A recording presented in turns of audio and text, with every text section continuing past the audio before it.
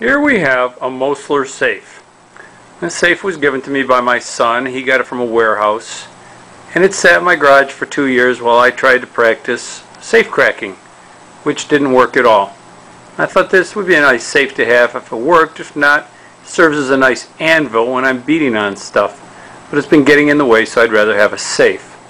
So what I discovered was that you go on the internet and everybody tells you there is no way on God's green earth you're getting a combination for this from anybody but a locksmith who will drill a hole, fix it, fix the hole, and give you the combination. Well, I didn't want to spend the money, so I tried something different. Here we're going to discuss what I tried different. This is what I tried different. I cut a hole in the back with a drill and I saw the back of the lock. I saw what I thought was a combination on a piece of paper, but it turned out to be a combination to something else that was being locked in this safe. So what I decided after a while is to get an angle grinder cutoff wheel, cut this outside rectangle, break through the cement that lines it, and then take a Sawzall and cut inside so that I could get my hand through into the other side of the lock and see if I could do anything. I'll open the door and show you what I found because it's easier than taking a picture through the hole. This is what I found inside. Now you see the piece of paper that has a password to something totally different safe, and they stored that password combination, whatever, in here. You notice I get all the information about the safe here, but since Mosler's out of business and chances are the combination got changed since it was originally shipped, no use even bothering. So what you can do is you can drill a hole in the back of the safe through the cement, which is there for fire protection, through the inside sheet metal, and look at these two screws sitting here. You take those screws out with a very long screwdriver and let them fall to the floor of the safe. You can get them once you get the door open. Once you get that cover off, then you're looking at this cover, the back of the actual combination unit. When you do that, when you see that, take those screws out. When you get those screws out, then you take off the back plate. That may take a little monkeying around. I had the advantage of being able to reach my whole arm in there. You may have to do a long drill and tap, put a threaded hole here with the tap, long threaded tap, and pull this plate out. This is what you want to do. You want to get this plate, it's a lot of fun one-handed even, out of here. Now this is what falls when you pull that out of there. Now basically you can spin this guy and pull this handle back. You can see this, you can pull that up or down.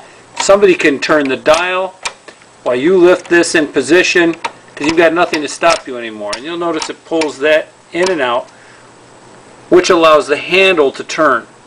Let me try this. There's the handle. Need to oil that. There's that. So basically you can just spin the knob and that will open itself. You can turn the latch and voila, you're in the safe. Once you're in the safe, you can take this guy right here and you can put him back on, spin the dial, and find out what number, as you turn to the left counterclockwise 4 times, will get this innermost notch on this dial, my thumb tip. This innermost dial notch has to be lined up with this pin right here. So say you start out at 0 and you find out that this is 90 degrees out of the way. Well, that would be 25 on the dial. So try 25 and see if that gets this lined up with that on the innermost notch. Now when you find the number that does that, then you go clockwise until you get the second notch on the middle dial lined up with that. Write that number down. Then you go counterclockwise again until you get this guy And you do that on 2 laps, 2 rotations. And then to get the safe to open, you turn the dial back clockwise again.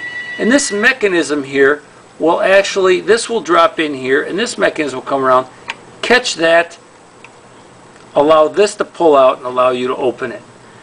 Now you can play around with that quite a bit, figure it out for yourself, more than I'm going to tell you again and again, and try and explain it clearly, more clearly than I have, which hasn't been so great.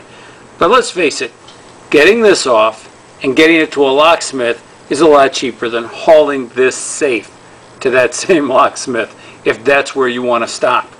But there's no reason why you can't figure out how to line these guys up with that. And it took me about an hour, and I'm slow, I guess. And now I know what the combination is.